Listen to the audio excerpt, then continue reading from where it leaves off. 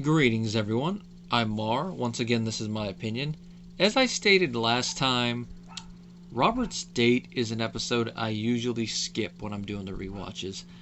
About 7 out of 10 times I'll skip it. And those other 3 times when I'm in the mood to watch it, I usually just watch the mid part of the scene, skipping over Robert going to the club. But for this, of course, I was going to watch all of it.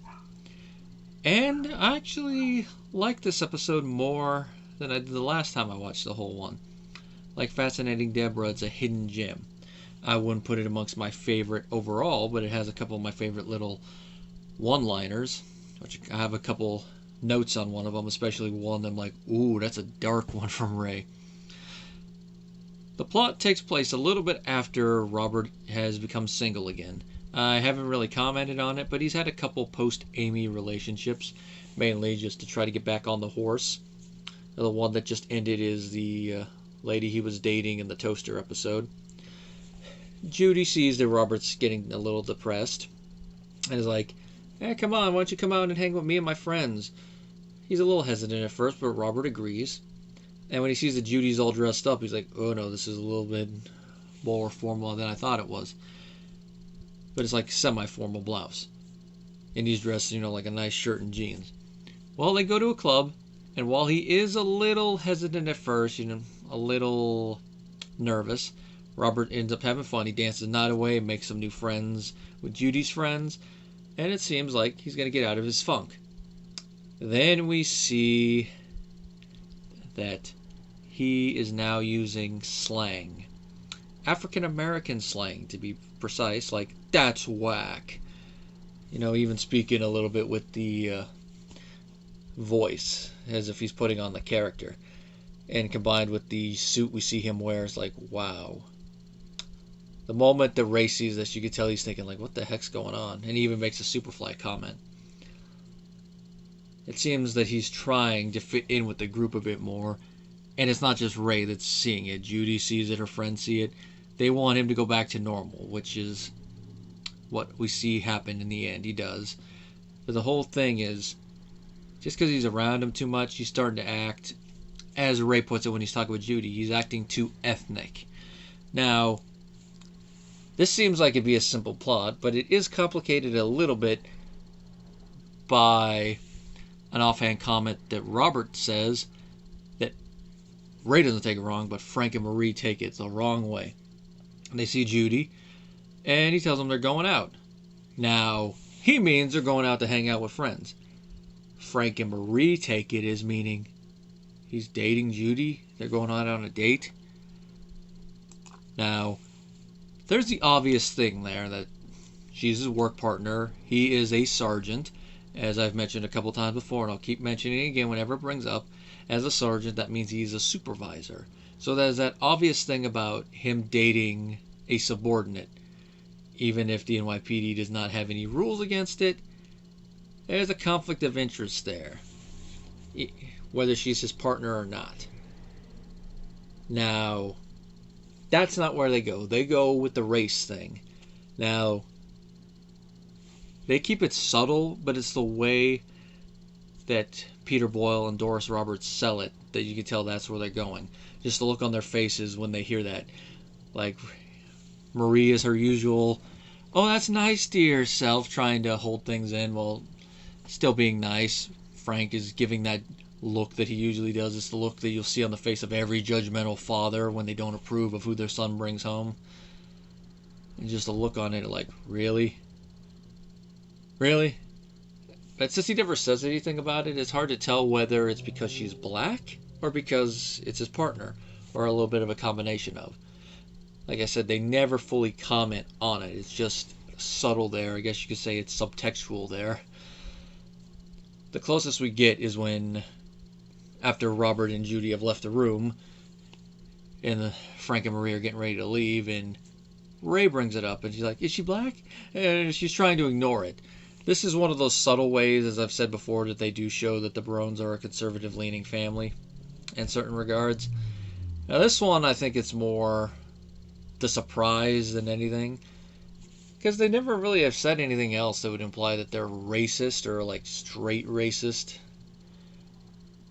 But that could be different writers. It could be them not wanting to go there.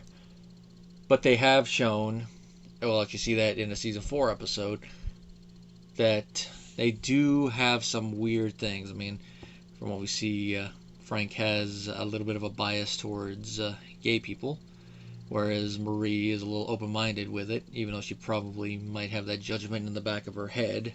Make of that what you will. Later in the episode, when Robert is in the suit and Judy says, "Hey, we're gonna go have dinner tonight," that's where the whole thing about, oh no, she wants to be more than friends really comes in, and it leads to Robert taking Ray along with him to try to diffuse it, not wanting it to be that way, but it was, she just wanted to talk with him about his little change of attitude. You know, everyone's a little weirded out, Robert. You might want to tone down the ethnic speak. It's creeping a bit.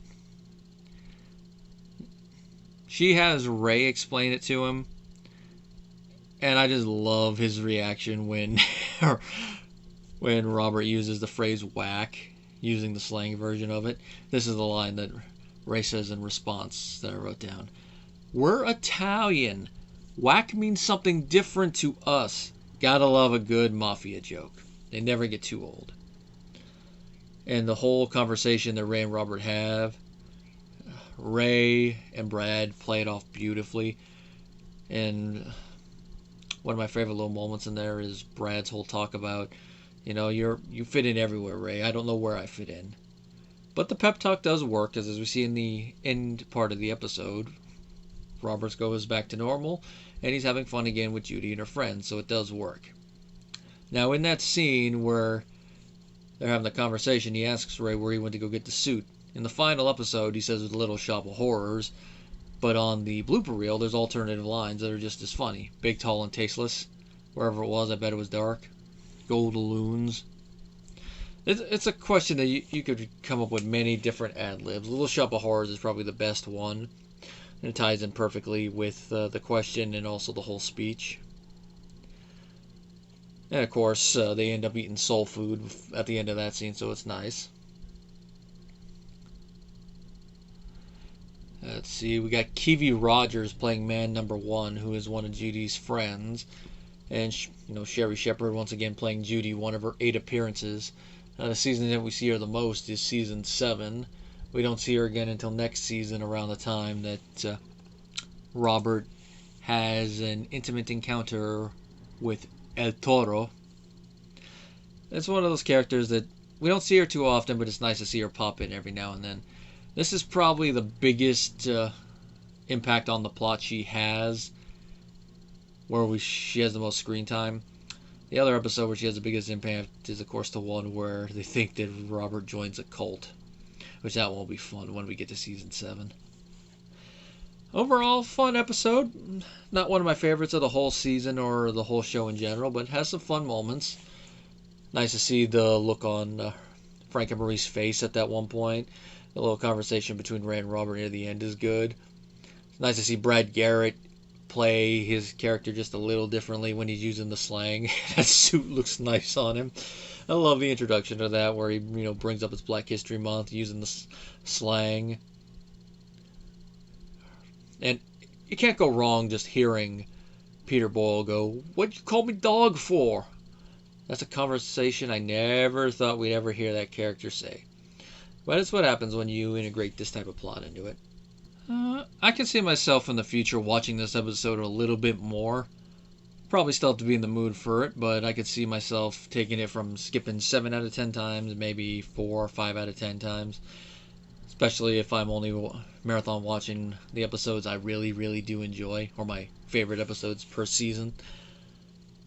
Now, next episode is one I never skip in the rotation, and it's another example of why I say season 3 is the best season overall. And that, of course, is Frank's tribute.